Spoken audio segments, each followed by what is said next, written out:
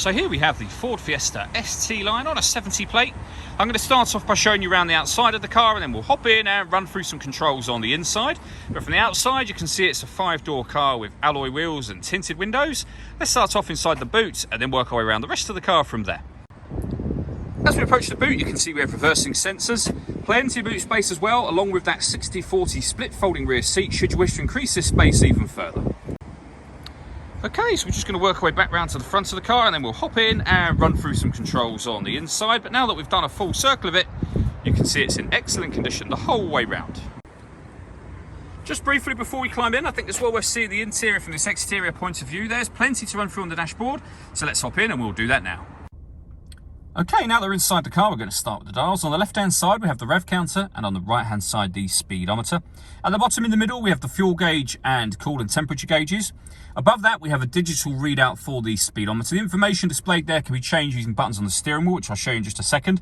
Up in that top left-hand corner, you can see the total miles for the car, which are 8,015. So that information can be changed for things like your trip computer information. You've got a settings menu, your phone, audio, and satellite navigation.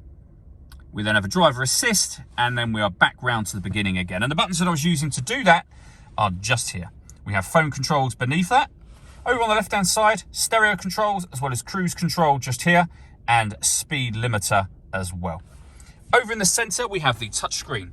As you can see, this car has got satellite navigation. If we go back to the home screen just here, this car has also got the ability to connect your phone just there.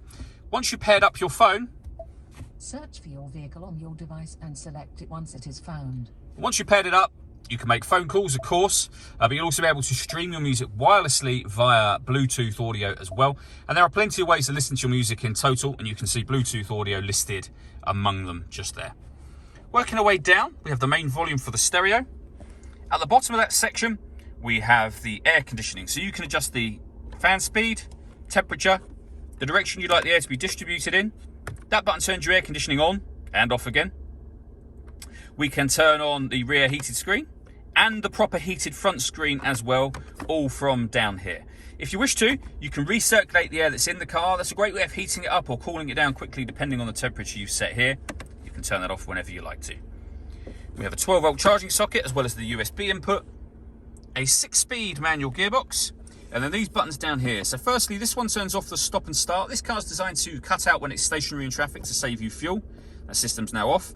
You can turn off the traction control, and this will change the driving mode of the car. So up here, you've got normal, eco, and sport.